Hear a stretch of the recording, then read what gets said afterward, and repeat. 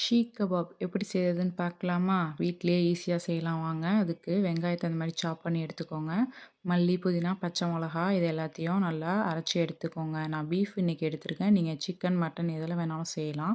பீஃப நல்லா அரைச்சுட்டு, வெங்காயத்த சேர்த்துட்டு, மல்லி, புதினா, பச்சை மொளகா அதெல்லாம் சாப் பண்ணி வச்சோம்ல, அதில சேர்த்துட்டு நான் ஸ்ப்ரிங் ஆனியன் சேர்த்துருக்கேன். நீங்க வேணாட்டி ஸ்கிப் பண்ணிடுங்க.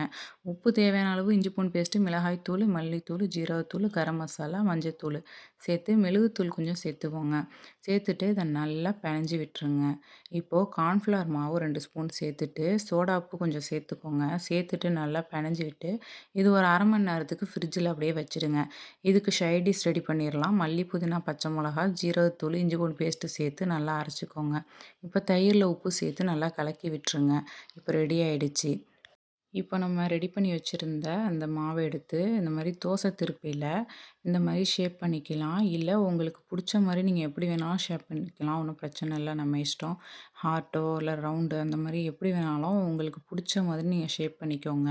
இப்போ இத வந்து ஒரு தவால எண்ணெய் சேர்த்துட்டு, இத வந்து நம்ம ஃப்ரை பண்ணிக்கலாம். ஃப்ரை பண்ணி எடுத்துக்கலாம். கொஞ்சம் சிம்ல வச்சே வேக வைங்க. இப்போ ஸ்மோக்கிங் ஸ்மெல்லுக்கு இந்த மாரி சார்கோல் வச்சுக்கோங்க. இப்போ ஷீக் கபாப் ரெடி ஆயிடுச்சு. கண்டிப்பா ட்ரை பண்ணுங்க. என்னோட சேனல சப்ஸ்கிரைப் பண்ணுங்க.